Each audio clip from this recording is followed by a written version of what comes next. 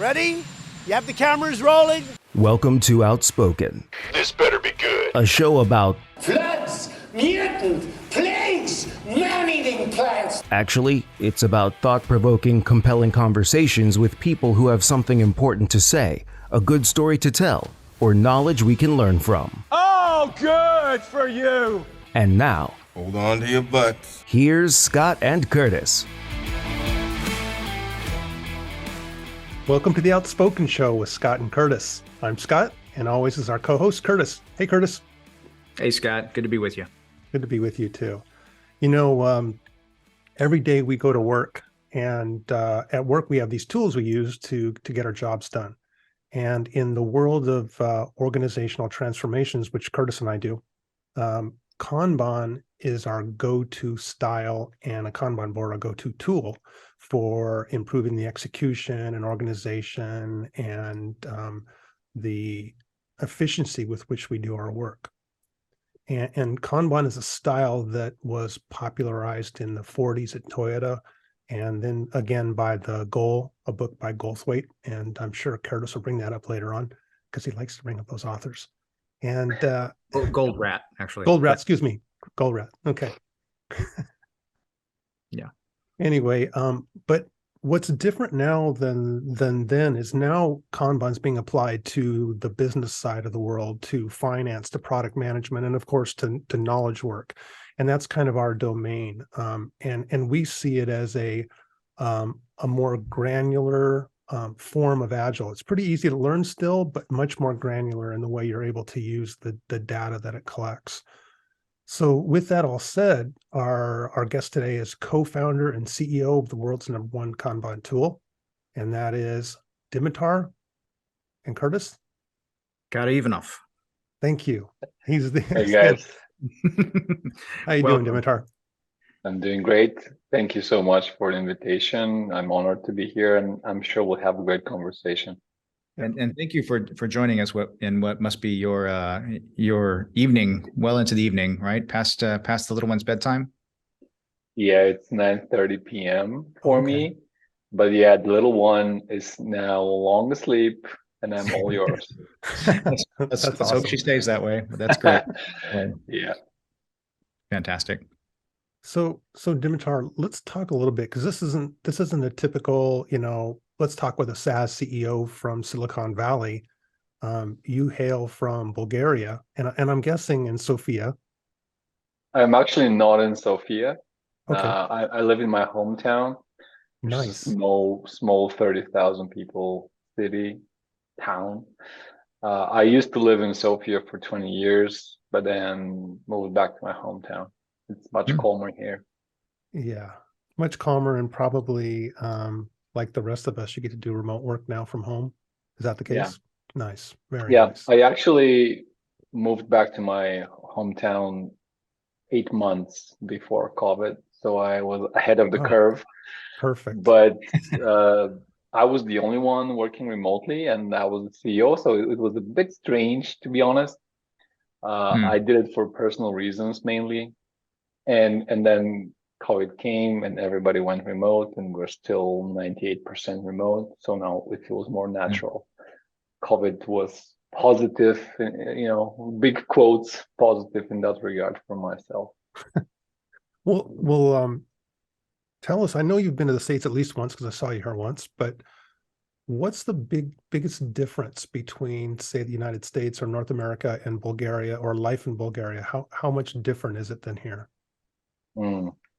Great question. It's or do you have enough data points? Yeah. Very different. I've been to the States maybe, I don't know, 6 times. I'm not sure, but it's more than 2 for sure. And I have a few interesting stories that I can tell. Go for it. The first thing that was, should I say that? Yeah, go for it. All right.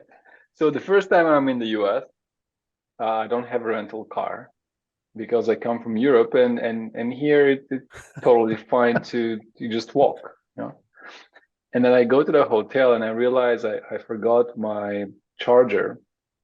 Actually, there's this different power outlet in the US Yes. So my laptop, I could not plug it in, and I had to work. So I had to buy a transformer. How do you call that? I'm not sure. Yeah. Converter. That's Yeah.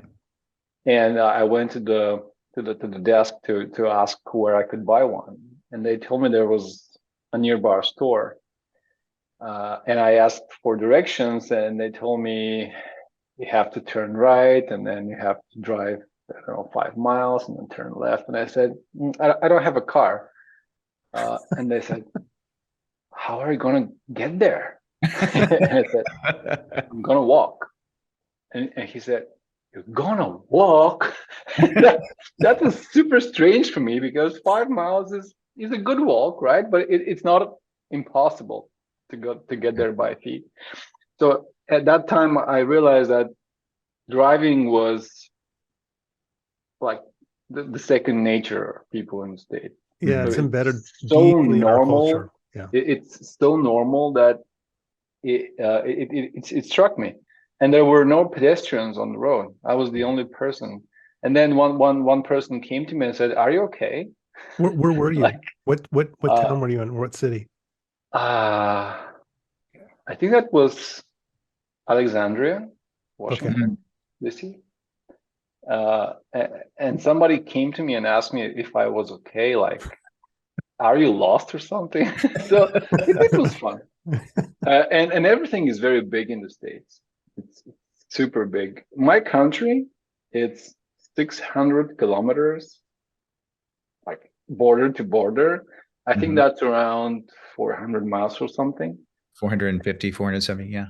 Yeah, something like that. So, and for us, that's a super long drive from here to here. And for you guys, it's nothing. So, yeah. These were the two major things that made an impression on me.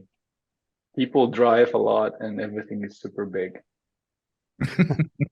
And people are much more polite. Yeah, that's the third thing. Really?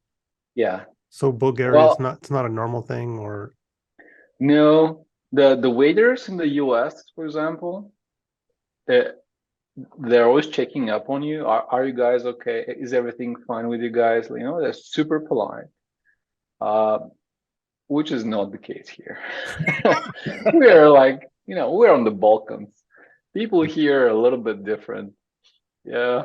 So such kind of things. So tell us just a little bit about the politics in Bulgaria and how that's different than what you've seen elsewhere. To be honest, I don't know much about the politics in other places. Other than when you try to poke me and make me argue about politics and things like that when you're here. Well, I'm not ignorant. Yeah, I'm not ignorant about. Say again, Kurt? I said it's like shooting fish in a barrel, isn't it? Yeah. Yeah. I'm not ignorant about politics worldwide, but I'm not an expert. All right.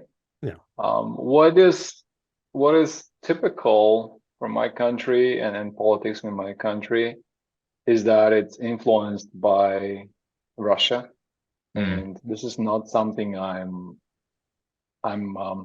proud of. Actually, I wish it wasn't the case, but we are part of the ex-Soviet bloc. We were not part of the Soviet Union, although the government back then applied formally for Bulgaria to become one of the Soviet republics. They didn't want us in, luckily for us. But there's still strong influence by Russia, and you can see it with your bare eyes. And it hasn't been that long. You're like the first generation really that had not had an attachment to the Soviet Union, aren't you? I actually was born in '83, and then it was '89. Yeah. When when the communist regime fell. So I remember living in those days.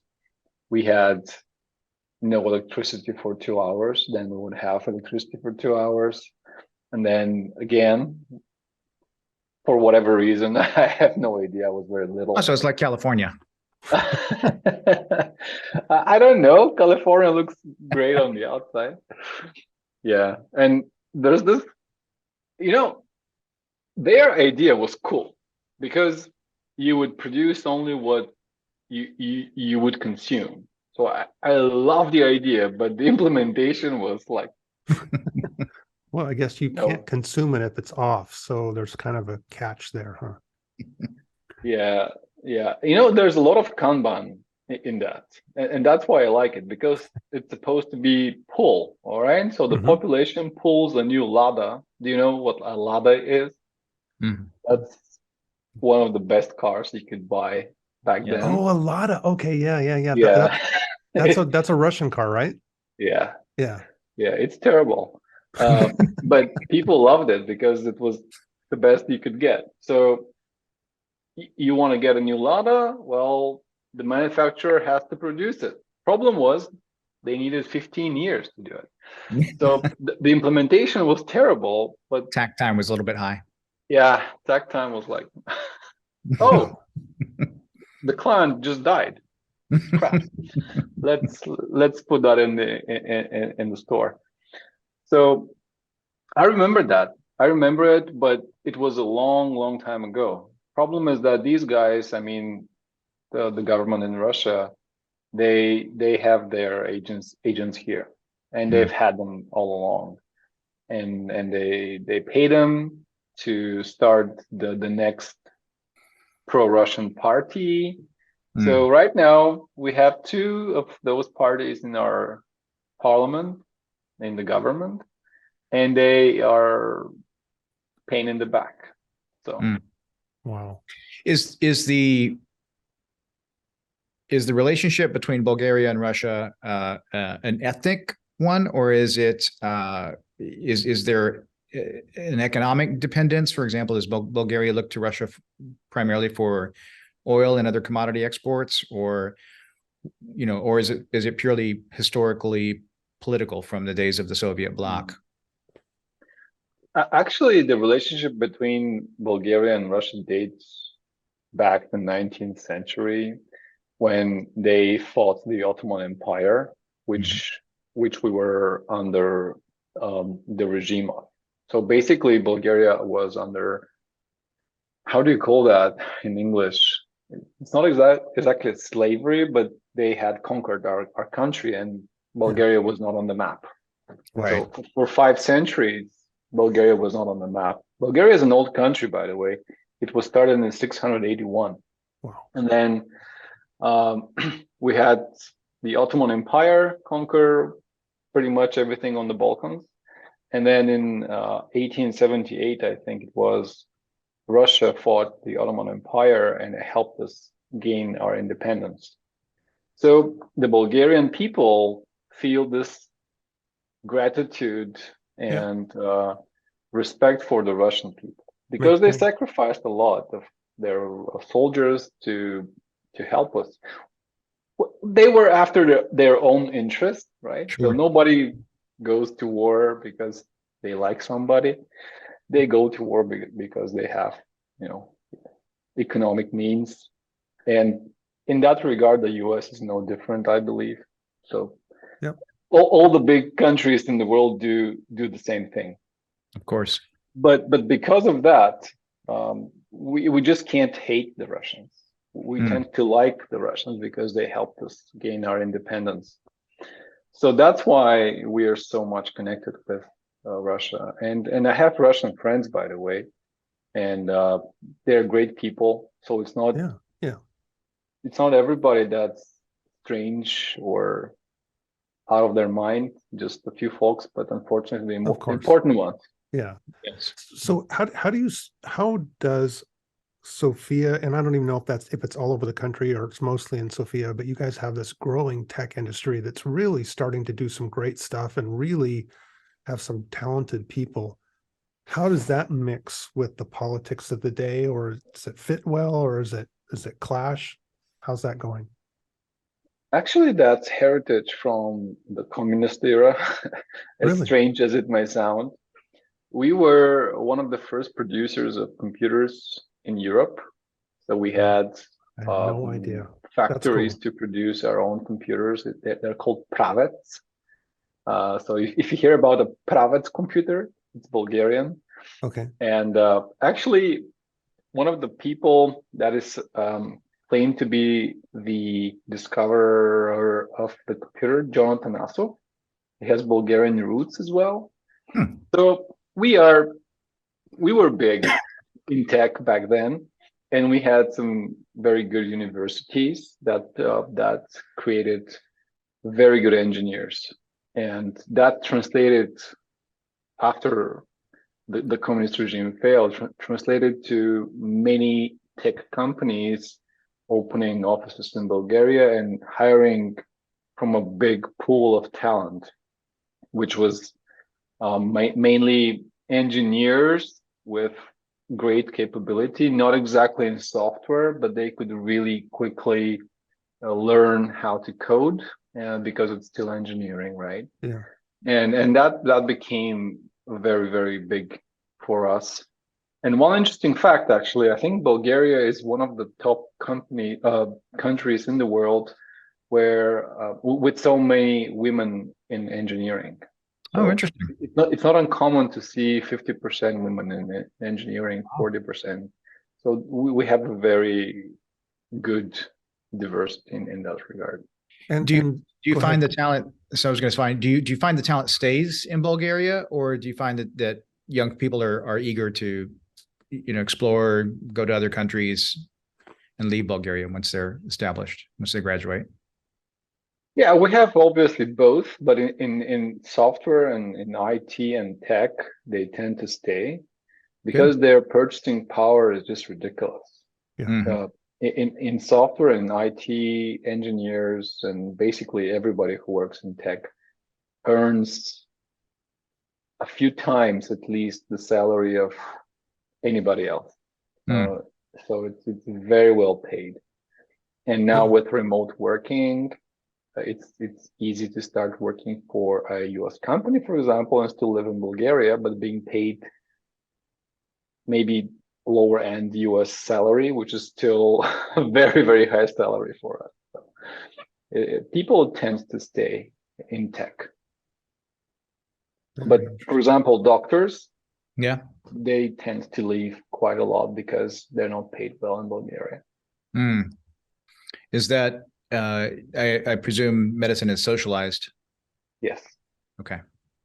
Yeah, we have free access to hospitals and stuff, but the people are not paid well, and then they go to Germany or Western Europe, sometimes the States, and they earn much more there.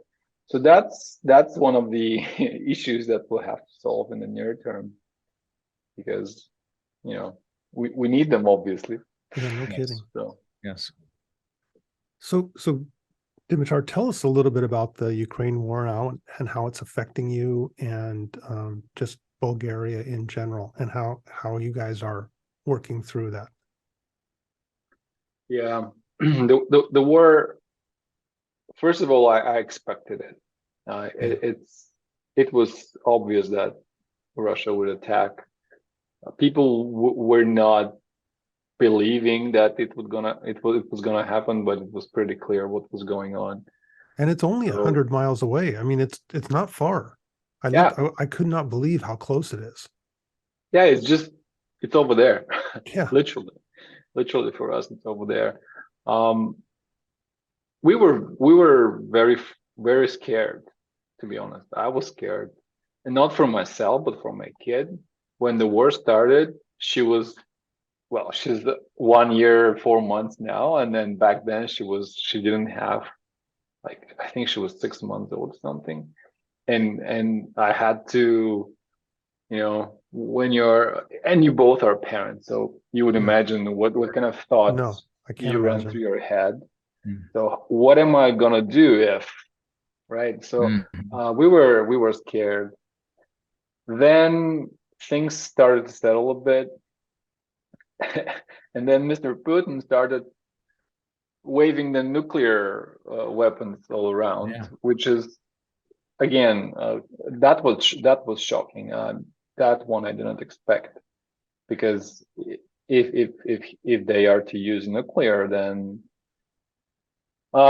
It's a pretty ugly picture that I foresee. For all of us. Yeah. Mm. And frankly, I don't think he's going to do it. I spent dozens of hours thinking about this because at some point in time, I had to, I was evaluating the option to go someplace that's more safe than Bulgaria.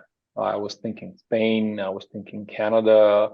I can't go to the States because I have no citizenship. But I was thinking Brazil, and I spent dozens of hours to try to come up with sound logic. Is he going to do it or not? And I concluded that he's not going to do it. So I'm cool with the situation. I mean, at least on the nuclear side. But it was a lot of stressful time that we had, all of us.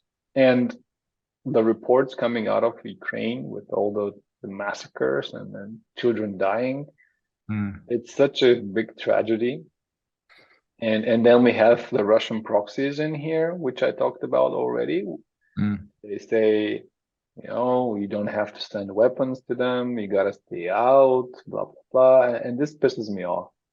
What this war did for us, besides scare us, and then besides triggering the human and the empathic side of things, is it made it very clear that Russia still had super strong influence on our politicians.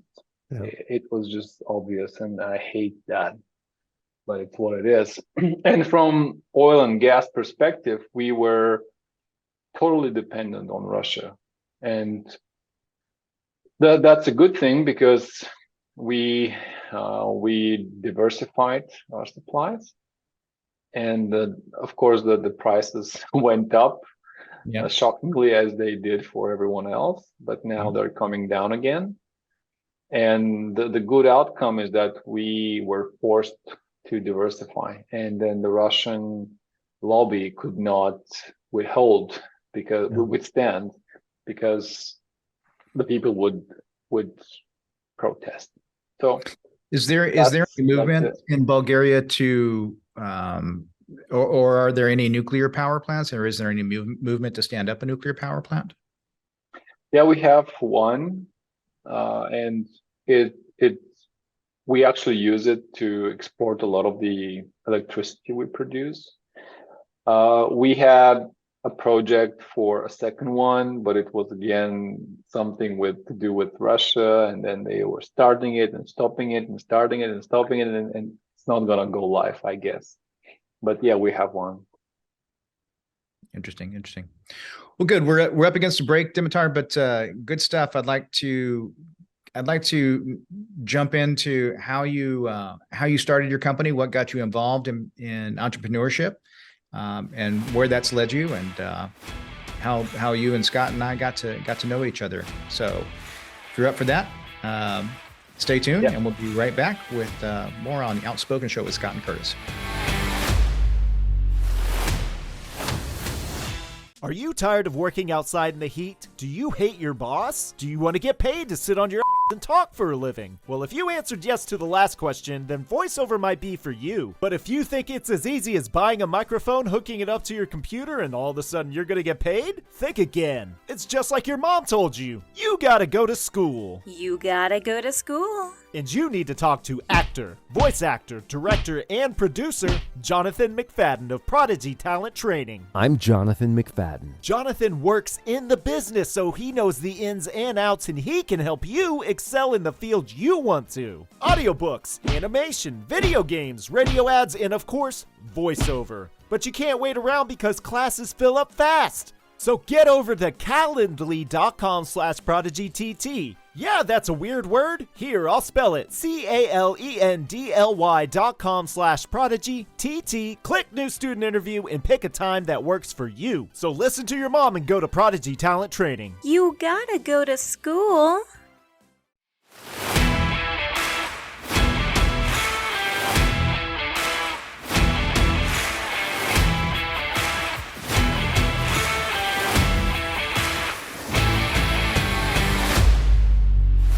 And we're back on the Outspoken Show with Scott and Curtis with our guest, CEO, Bulgarian CEO of Kanban, Dimitar, and help me with the name, Karaivanov. Exactly. Nice. Awesome. I'm getting better. My Slavic is, No, the r is a different sound for non-Slavic people. my wife is of Czech heritage, so I get some practice when I go to Poland, Slovakia, a little bit. You're closer.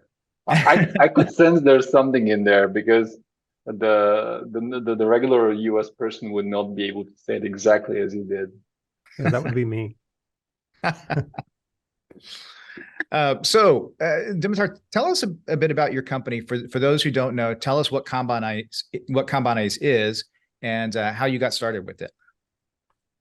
Absolutely. Kanban is Kanban software platform that helps people digitize their processes and apply the Kanban method on top of it. The Kanban method is a big body of knowledge already. What we knew 12 years ago when we started was just visualizing work and limiting work in progress. But it has evolved a lot over the past decade, and it has grown to be the Kanban maturity model and all the theory around it. So it's a big body of knowledge. So you're saying it's got some factions within Kanban? Is that what you're saying? Different schools of thought for different. Oh yeah, there are different schools of thought in Kanban already. We have Kanban University, we have Pro Kanban, we have other companies who are teaching Kanban their own way. As Scott said, it started in Toyota in the 40s, 50s. It was how you schedule materials in the shop floor. But we now use these same principles in knowledge work domain so that we can make the work of the office workers or the home office workers visible and easier to manage. We started the company because I got pissed with another tool that... I love this part. Go ahead. Just let loose, Dimitar. Let loose. I love it. No, I'll be respectful. I got pissed by another tool that I was using in a company I was working for.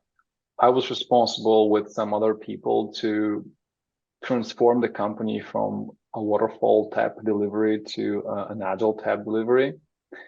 And we were using Jira, which is a good tool for some things, but Kanban was not its strength. I'm sorry, I gotta laugh at that one. For some things. Yeah. I'm not sure yet. I haven't found the right use case, but yeah, okay. We gotcha. Now, Scott, Jira is a fine tool. Okay. Yeah. It definitely has strengths in some areas. For example, if you want to integrate some software development stack, it comes out of the box with Jira. But anyhow, they were lacking this capability to visualize different levels of the organization. It was only team, right? And what we realized with my colleagues is that the teams were super diligent, working hard on user stories all the time, like killing it, right? And then we were seeing the releases, which were 1.5 year releases back then, and we see just a few features. Wow. And that was because they were unconsciously starting new work all the time, but not user stories, but features. And there was simply no way to see how many features we had in flight. So if I may, Dimitar, please go ahead. I just want to put some context around this for some of our listeners and viewers who are not familiar with software development and some of the concepts we're talking about. So at its simplest, Agile is thought of as a way to both speed and improve quality of delivery of software, just as the whole lean movement in manufacturing, particularly in the auto industry, really sped and improved the quality of auto delivery from, automobiles, for example, coming out of Japan and post World War II, which were thought of as toy cars essentially. And then it came to eclipse and dominate the auto industry at the expense of American manufacturers who did not keep up, right, and who are now playing catch up in many respects. And we saw again, still another revolution in terms of electric automobiles, which are things like the Tesla, which are sort of rolling software platforms. And in software development, the idea behind Agile was that, and I'm oversimplifying for those who know the space, but for those who don't, the idea was that we would be able to deliver software roughly every 2-3 weeks in little small increments, and similar to some of the lean processes that we were seeing in manufacturing. This small batch size, we call it, would help the users of the software be able to get their hands on it more quickly and say what they did and didn't like, and allow less costly, less risky development and design and development to occur, and thus allow the teams who are nimble enough to take advantage of this way of delivery to get to market faster, which is a key component of any company that's looking to to either release software into a greenfield market, or that's looking to improve their standing or increase their market share spread. It's how fast can you get your product out the door, gauge the feedback from the public or from your internal users, and then iterate and improve on that in order to achieve product market fit. Is that a fair? I would add one more. There's one more Sure. piece that one of the keys to Kanban is limiting the amount of work that's in process, so you focus on getting stuff done first. So instead of 50 things like Dimitar was talking about that are all being done at once, and let's bring in 10 more, we focus on finishing those items first, and then we focus on bringing new things in much more of a pull system. Anyway, I just wanted to add that. Right. So Go ahead, Dimitar, you got us going. Curtis, this was one great overview of what Agile is all about. I think few people can synthesize it so well, so great job on that. Scott, a question to you. Imagine an R&D organization of 500 people that work on a product suite, so like a dozen products working together and tightly integrated. How many features do you think we had in flight when we spent a week coding in Jira to be able to understand that?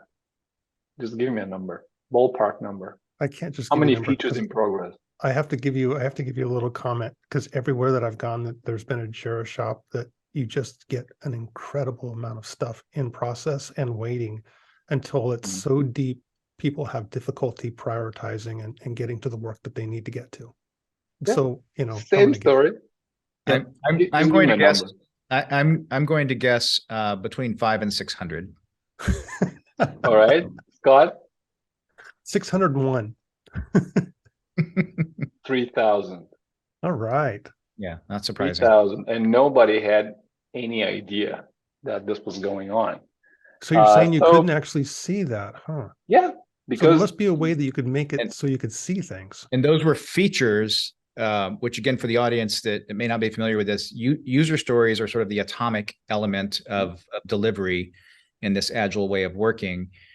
Feature is sort of a roll-up of multiple user stories potentially. So even 500 or 600 features would comprise many user stories beneath it. 3,000 features would comprise. It was 3 years of work at least. A lot of work. Yeah. I don't think that that's atypical though. When you even now, when you go look at shops that are asking for help, you probably see that kind of a deep backlog, don't you? Yeah, absolutely. But that's why we started Kanbanize, because at that time I was playing with Kanban with my teams.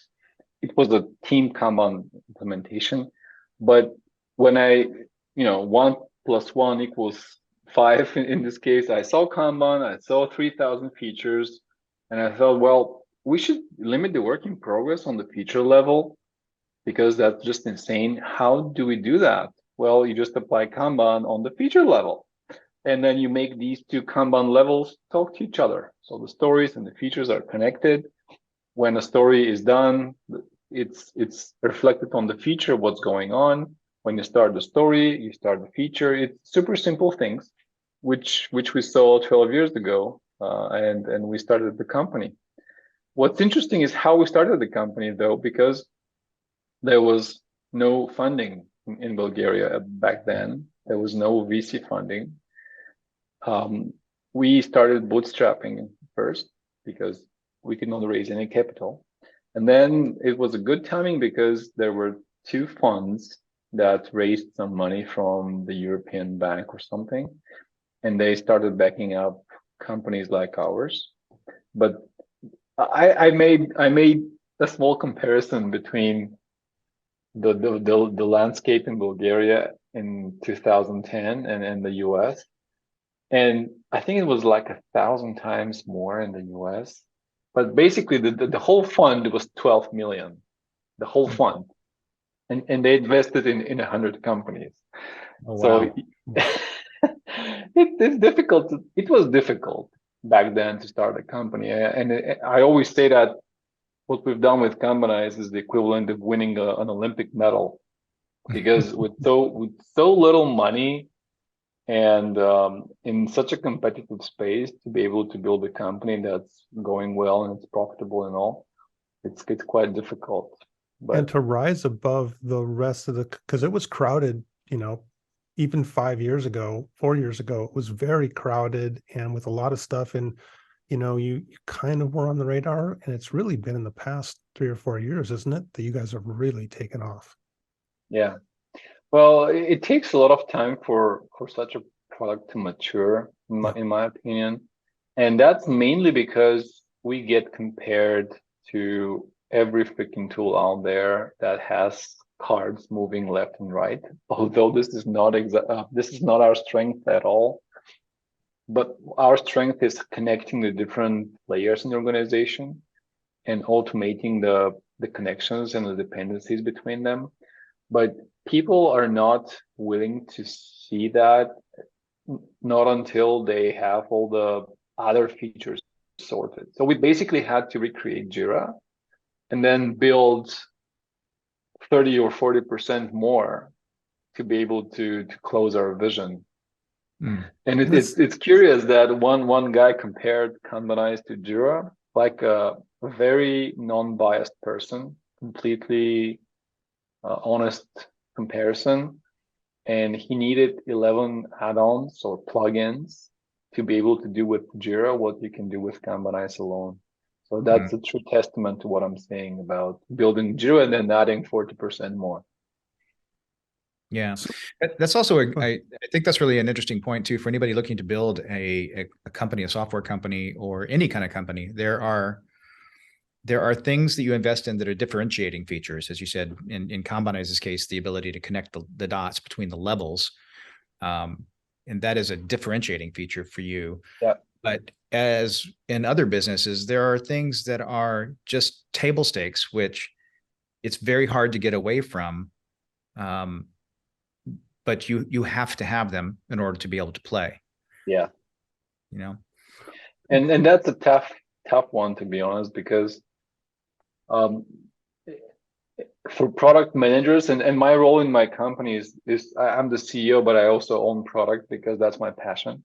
Sure. It's always such a difficult balance to make, and we've had some exchanges with Scott where he really wants something and I say, I really want it to, but we can't do it because it's just too much that we have on the plate. It's very difficult to continuously innovate strategically about your product, which is my passion, because I know exactly what I want in the product, and I know that if the clients that we have are not pulling different things out of us, we will be able to get there in a year or two maximum.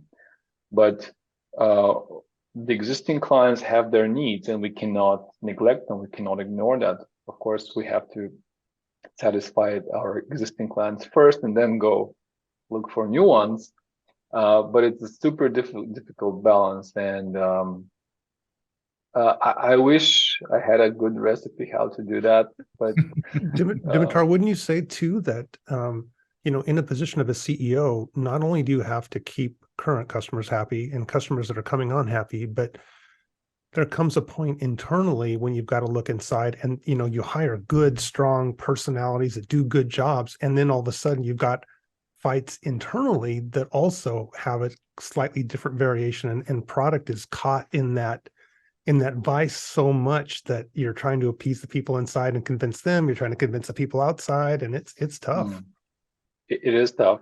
And I have to admit that we're keeping Kanban smaller on purpose, just because we believe that when a company goes above 100 people, it cannot be as efficient and effective as when it's a small company. Yeah. So we deliberately keep our number of people low.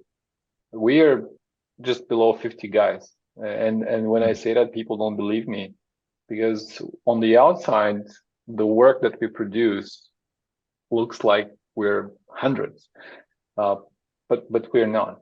And we do this on purpose because of things like that you said, Scott. So we want to be super fast, super streamlined, super lean, no waste. That's how we do stuff. I'm really curious, and maybe for our listeners too, on, there's typically 2 or 3 really significant moments, in your journey to the top of the market. Do you have a couple of those, and maybe give some insight into those? Yeah, definitely 2 moments I can recall. The first one was our pricing strategy. Quite frankly, when we started the product, it was not a company. We started a product with my friend Christo, and we just wanted a hobby project. We worked on that, and he worked on that himself, by the way. I was just the guy with the idea. So he created the first version himself, and we released it free for everyone, like Trello was, for example. And our goal was to get a good Kanban tool for the people out there, because there was none. And we had no intention of monetizing it. So we promised that it was written on the website, it will be free forever. And then Then you had to change your name. we didn't change the name, but we had to break that promise. And this is probably the only time I've been so ashamed of myself professionally, because we broke our promise. And I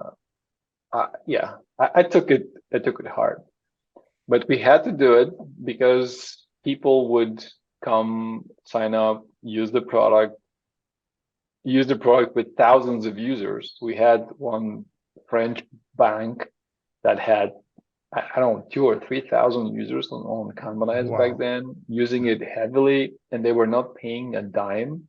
And we thought, this doesn't make any sense. We should make it a business. We should quit our jobs, go make it big, and monetize it. So switching from free to first freemium and then free trial in the end is a decision that was tough, but it was definitely a pivotal moment for us.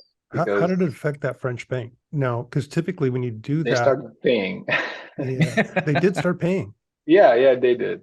That's amazing. That's a great So story. when you built the original platform, were you just running your own servers and in a broom closet, or did you build it on AWS or Azure or Google Cloud from the start?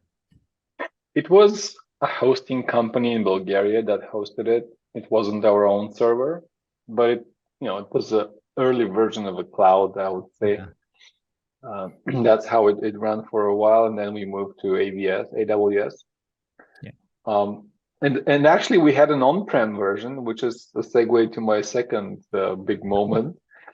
And we actually had 2 very big clients running on-prem Kanban. One was Yahoo, and one was McKinsey. Oh, wow. And for a tiny small Bulgarian company, we were like 3 people back then. This was crazy, Yeah. But the support was so difficult. Yeah. Because on-prem software versus cloud software, it's a completely different game. Oh, yeah. So we decided to drop the on-prem support very early on, and it meant losing Yahoo and McKinsey and disappointing them, and losing virtually all the revenue that we had back then. Well, not all of it, but half of it. Yeah. And it was a scary moment, but luckily for us, we had very good mentors and advisors. I want to mention Christoph.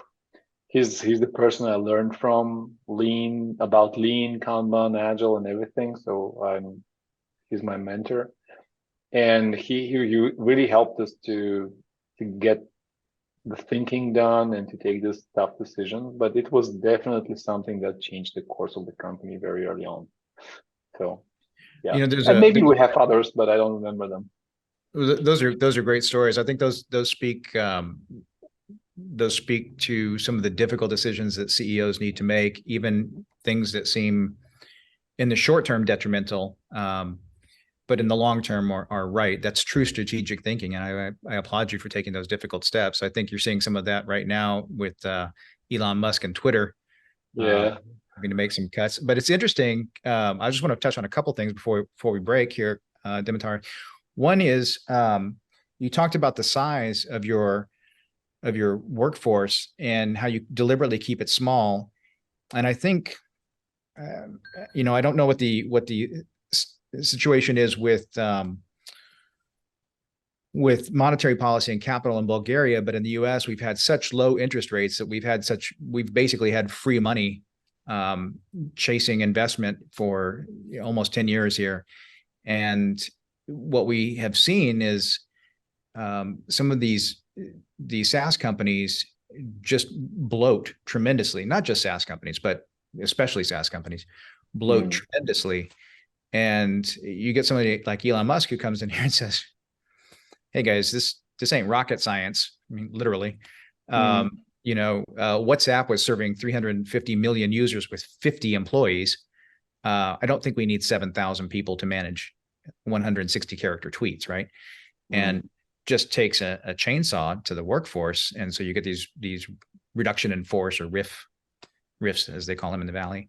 And all of a sudden you see fast followers, right? Stripe, PayPal, Facebook just laid off 11,000 workers, right? 13% of the workforce. Crazy. There's about 20 companies that were fast followers in the wake of Musk's action, which I think was, I haven't seen the financials, but I'm willing to bet it was probably a safe bet in terms of productivity. I don't think it's necessarily going to operationally hurt the company, but I think it was a bold move. I think you're going to see a lot more of that tech focus on lean operations now, and it's going to be the source of a lot of pain for a lot of developers who have come to be, pretty comfortable in their lifestyle. But I think more and more companies are going to start running like yours, and realizing, hey, the reason we started a software company is because it doesn't have to be capital intensive, right? If we wanted to do that, we could build something with bricks and mortar. Software companies are supposed to be built on this ability to scale outsized, right? So I think it's a great, smart and bold decision on your part to make that early and to stick to it. Thanks, Curtis. Thanks. What was a pivotal moment for me was realizing that the first version of AWS was built with, I don't know, 20 or 30 engineers. Yeah. And I was like, they built the cloud with 30 guys. How many people do I need to run a business application, right? So I think what you talked about in the Valley, I think it's crazy. Of course, if you want to be a trillion company, you obviously have to go that route, but this is not where most of the companies would go. I'm a huge fan of sustainable growth and lean operations, as you said, and that's the reason why we are still hiring right now. I mean, we have a few positions open, and everybody else is laying off people because And it shows up too in your social media presence, and you're just a very unified message. And that is one of the great things about Commonize. You guys are all very tight, and it's very obvious from the way that you guys communicate to the outside world. So there must be something worthwhile in keeping lean and mean. Lean is a strategic advantage. I told that to my co-founders 10 years ago. I'm not sure if they believed me, but I told them, hey guys, lean is a strategic advantage, because what we can execute in a month, it takes years for a normal company to do. Mm-hmm. And it's just a matter of time for them, for us to, to be the first, the leaders, at least product wise, because the other guys are complacent. That's it. I think it's very true. And Atlassian is, a great company. It's headquartered here in Austin now, and or at least one of its headquarters is here in Austin. And they've gobbled up Trello and a few others, and they're a large company now. And to my mind, they're that exposes you, particularly when monetary policy gets tight, because now when you're talking about, I mean, for a company that's already public and well established like Atlassian is, I mean, I'm sure they'll be fine, right? But if you're a company in your position, or a company that has let's say, got 100 million or 200 million of Series A, Series B investment, and even if you're public, but you're still not profitable and not really solidified in your product market fit, what's happened with monetary policy now has really taken investors' risk-adjusted returns from something like 4% to 12, 13%. And if you're not a company that can deliver 12 or 13% to an investor in the next 18 months, you're probably not getting any money. Right? Yeah. And what that means is if you're public, expect some debt restructuring, right? You're probably going, if you can't survive without additional money, you're going to be taken to the woodshed by equity investors who now have to write 100% equity checks because they can't raise funds either, because it's too easy just to put your money in government bonds. And so now all of a sudden, the stocks and the position you held is going to be greatly diluted. And, because you can't promise 13% returns. Okay, we'll give you less money. And now all of a sudden the position you thought you held, the market cap you thought you held, is gone. Right. Yeah. And I think, like you said, a lot of companies are complacent, and it's not just small software companies, it's big companies too that are learning this lesson. No, Scott. Absolutely. I think it just became trendy for people to say how much money they've raised. And yes. I never got that. I mean, okay, you raised 100 million. That's amazing. But then what? And these companies tend to throw money on the problem, which is exactly the opposite of lean. So exactly right. Some of them make it super big, but the majority fail miserably. So I think it's so true, Dimitar. And Scott, I know you know this, but I think so many companies, including some of the big Fortune 500 companies that we've worked for, are operating on what I call the greater fool theory. Right? There's always a greater fool willing to give us more money to cover up the mistake we just made. And the issue that we're seeing now with these companies, 5, 6, 7 years ago, everybody was chasing revenue. It was all about quarterly revenues. And in my consulting, I'm about profit. Right? So my question to my clients is, yes, revenues are great, but how does that translate to your bottom line? If your operations aren't lean enough for you to take that revenue and turn it into profit, if you don't have free cash flow at the end of it, what's the point of additional revenue? All of a sudden, the only thing you're doing is increasing the drag on your company. And Dimitar, I love the story you talked about with your investors. Before we take a break, I'll just share this one historical nugget from the co-founder of Sony back in the 60s when they made the transistor radios. I think it was Panasonic or Philips wanted to do these giant contracts with them, and said, we love your product. We'll take 8 million of these radios a year. In other words, everything you can produce plus, 500-600% more. And let's say the radios, I can't remember the price, but let's say they were $5. And Akio thought for a minute, and he said, okay, he scribbled some things in the back of a napkin, and he said, here's the price. And the price was something like $15 a radio. And they laughed at him, and they said, oh, no, you obviously don't understand Western economics, right? When we give you a big order, the price goes down, right? The unit price goes down. And this is funny because Scott's seen my my consulting training. I take people through this exercise all the time, right? And marginal utility theory and cost of production. And they said, hey, the price should go down. And he said, no, you don't understand. This is my factory capacity right now. In order to fulfill your order, I would have to break ground on 2 more factories within the next 18 months. And to do that, I would have to hire these people, train these people, get these machines, and so forth and so on, right? And so I would have these additional costs. And of course, there's a risk to investing in that. So we would have to have a risk-adjusted return. And therefore, your price represents that risk-adjusted return. And that's the price I've just written.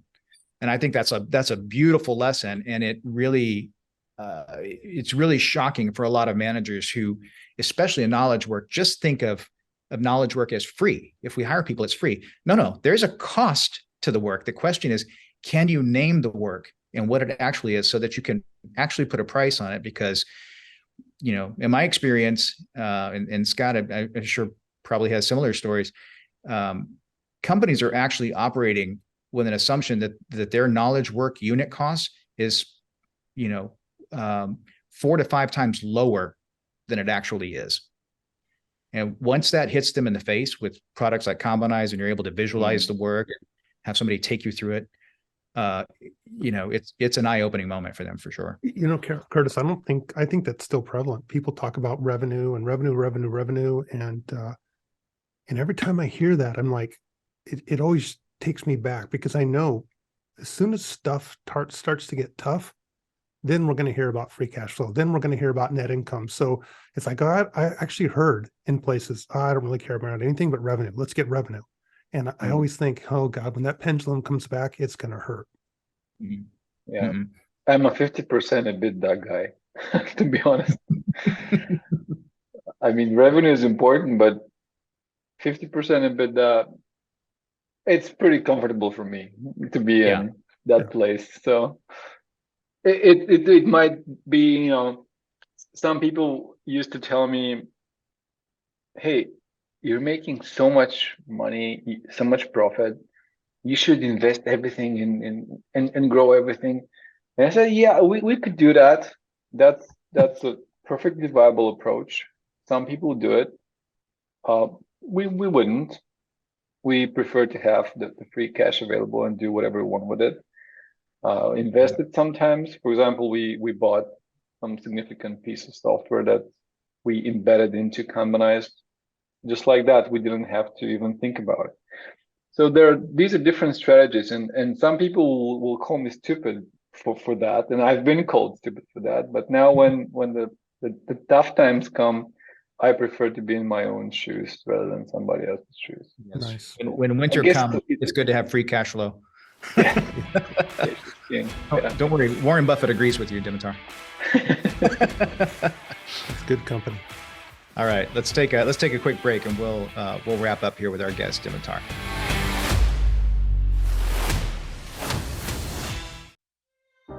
The Infernal Guard, Book 3, Severance. The 3 pieces of an age-old prophecy have been found, the children who will save the world, until one goes missing. Now it's up to the Guard to find that kidnapped piece of the puzzle, to sever the links between worlds and stop an invasion from the underworld. Will they make it in time? Will this former enemy cooperate, or does her hatred live on? Coming soon wherever audiobooks are sold. Witness the end of the thrilling Infernal Guard trilogy by S.G.D. Singh.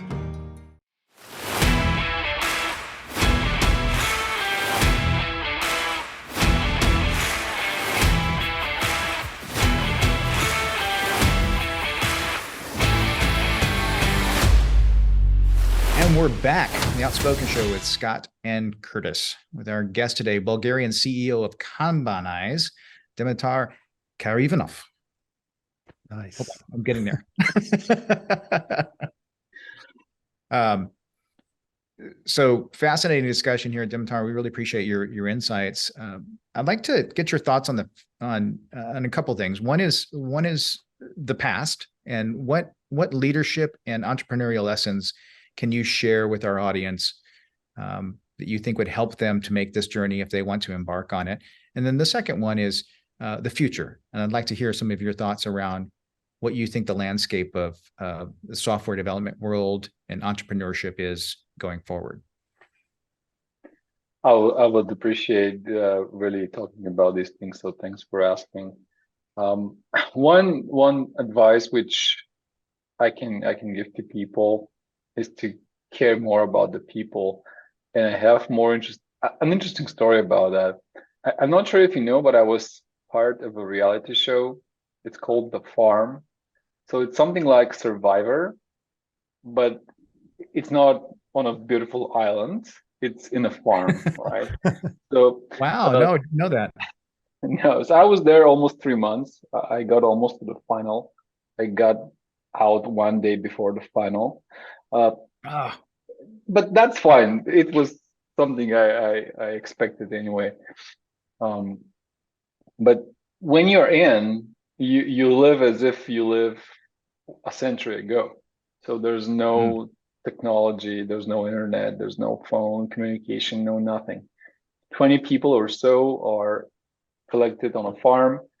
You work all day on the farm like people used to work on a farm. So it's super heavy and exhausting. I lost 20 kilos. I'm not sure how 20 many pounds. kilos? Yeah. Wow. I think it should be like 80 pounds. Like 45, 48 pounds. 45. Okay. I messed that up. I lost a lot of weight in just. There was no taco stand nearby, Dimitar? No, unfortunately not. And it was super hard, guys. Like I wanted to quit so many times. It was really hard. And then there's a duel every week where you go play some games against somebody else, and the one who loses leaves the show. The last person standing wins the money. I wanted to go there to get some rest because looking at it on the TV, it looked interesting. And then, nature, farm, blah, blah. I didn't know what was coming up. Anyway, long story short, just before I got into the farm, we signed our biggest deal ever at that time. Super big client. And the CEO goes into a reality show. That's super awkward. And I thought I would be thinking about work a lot when I was in the show. But then 1 month after the start of the show, I realized I never thought about work, not even once.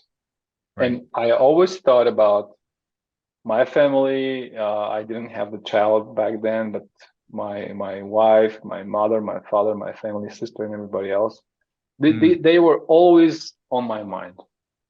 And that was super enlightening because I could look at this experience almost as if I had died and then I had come back to life. Because when you're in the farm, you don't exist for the other world. And then you come back and you can appreciate so much that you can talk to somebody, right? You can call somebody that you love. So this is super important advice I want to give everyone. Just care about the people, care about the connections, care about the relationships. And I took that to my business. I started focusing almost entirely on building relationships with the people that I work with, our partners, with our clients. Relationships are super important for Kanban. So I keep saying that all the time. So building relationships and meaningful relationships is like my small secret, if I can say so. So this is something I would really love to put forward. As to the future, And whether I would encourage, for example, my daughter to start a company, I would encourage her to be entrepreneurial. I think there's so much freedom in entrepreneurship, especially if you do something that you love. Nobody believes me that I love the Monday day of the week. I love Mondays because I love what I'm doing. Yeah. And if you hate your job, you're just wasting your life. Yeah. So I would definitely talk with my kid and teach her how to do what she loves. And if you do what you love, success is just around the corner. Great advice on both counts. Thank you. Well, Dimitar, thanks very much for being with us today. Scott, did you have any other areas you wanted to cover with Dimitar? I want to let him get back to get to sleep. It's it's no late. kidding. No, I was just going to say that folks, if you want to know more about Dimitar and Kanbanize, of course you can go to kanbanize.com. Of course you can reach Dimitar and Kanbanize on LinkedIn too. They've got a really active community and really great community and posts that they put up there. You can tell they're a good team. But and by the way, that your website is one of the most beautiful looking, clean web designs out there. It's the brochure site for the product, if you will, but it's just so well done. Technically, and there's a lot going on there. It looks simple, it looks easy, but technically there's a lot going on. And I commend you and your web team for putting that together. It's excellent. Thank you, guys.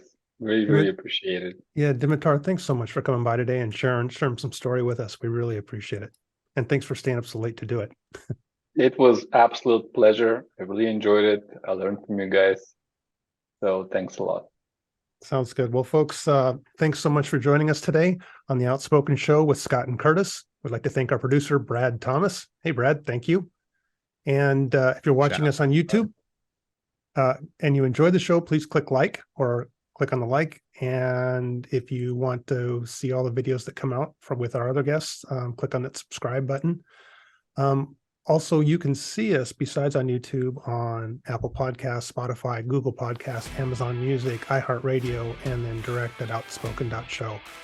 And until next week, take care, everybody. See you guys.